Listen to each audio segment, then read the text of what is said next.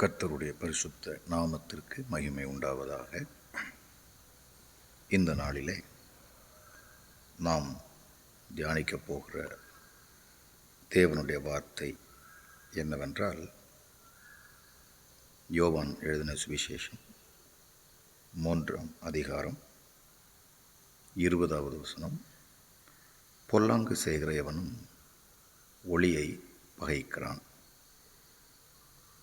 பிரியமான தேவனுடைய பிள்ளைகளே, பொல்லாங்கு செய்கிற எவனும் ஒளியை பகைக்கிறான் என்று எழுதப்பட்டிருக்கிறது.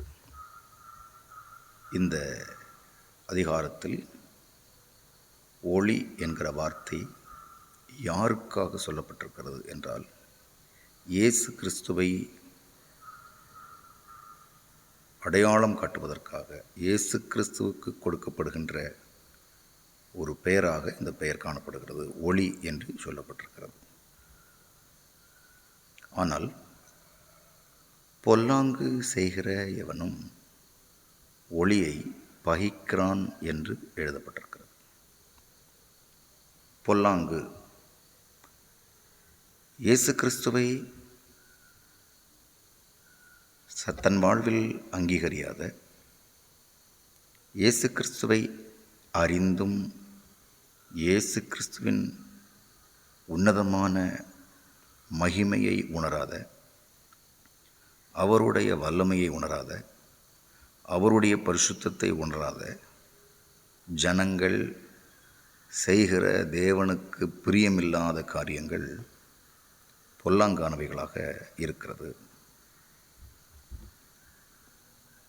1 தெசலோனிக்கேயர் 5ஆம் அதிகாரம் 22ஆம் வசனத்தில் பொல்லாங்காய் தோன்றுகிற எல்லாவற்றையும் விட்டு விடுங்கள் என்று சொல்கிறார். பொல்லாங்காய் தோன்றுகிற எல்லாவற்றையும் விட்டு விடுங்கள். எது பொல்லாங்கானவைகள் என்பதை நாம் கொஞ்சம் அலசி பார்த்தால், 1 தெசலோனிக்கேயர் 5ஆம் அதிகாரத்திலே 5ஆம் வசனம் சொல்லுகிறது, நீங்கள் எல்லாரும் வெளிச்சத்தின் பிள்ளைகளும் பகலின் பிள்ளைகளுமாயிருக்கிறீர்கள். நாம் இரவுக்கும் இருளுக்கும் உள்ளானவர்கள் அல்லவே என்று எழுதியிருக்கிறார். அப்படியானால் இருளுக்கும் இருளின் ஆதிக்கத்திற்கும் உட்பட்டவர்கள் நாம் அல்ல.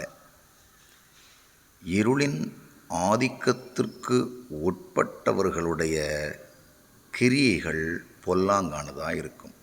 இப்படி சொல்லப்போனால், சாத்தானுடைய செயல்கள்தான் பொல்லாங்கான செயல்கள். நல்லவைகள் சாத்தானுடைய செயல்களில் காணப்பட முடியாது. ஒருவேளை நல்ல செயல்களைப் போல நம்முடைய வாழ்க்கையில் சில விஷயங்கள் காணப்பட்டாலும் அவைகள் நம்மை கடைசியில் பொல்லாங்கிலே கொண்டு வந்து நிறுத்தும் என்பதை நாம் அறிந்து கொள்ள வேண்டும். 8வது வசனம் எப்படி சொல்கிறது? பகலுக்குரியவர்களாகிய நாமோ தெளிந்தவர்களாயிருந்து விசுவாசம், அன்பு என்னும் மார்க்கவசத்தையும் இரட்சிப்பின் நம்பிக்கை என்னும் தலைச்சீராவையும் தரித்து கொள்ள கடவோம். 3 காரியத்தை சொல்லுகின்றார். வெளிச்சத்தின் பிள்ளைகள், பகலுக்குரிய பிள்ளைகளிடத்தில் இருக்க வேண்டிய குணங்கள் விசுவாசம், அன்பு, இரட்சிப்பு. இவைகளில் கவனமாக இருக்க வேண்டும்.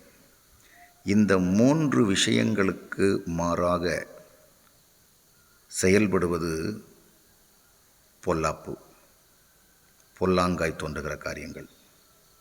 அன்புக்கு எதிராயிருப்பது பகை, விரோதம், கோபம், சண்டைகள். இப்படிப்பட்டவைகள் பொல்லாப்பானவைகள். விசுவாசத்திற்கு எதிராயிருப்பது அவிசுவாசம், சாத்தானுடைய காரியம், பொல்லாப்பானவைகள். இரட்சிப்பை குறித்த கவனம் இல்லாமல் இருந்தால் அதுவும் பொல்லாப்பான காரியம்.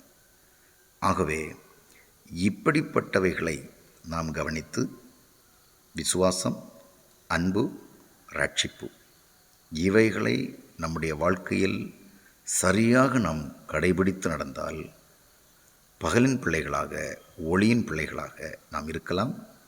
அப்படி இல்லாவிட்டால் நாம் பொல்லாப்பு செய்கிறவர்களாக நாம் மாறிவிடுவோம்.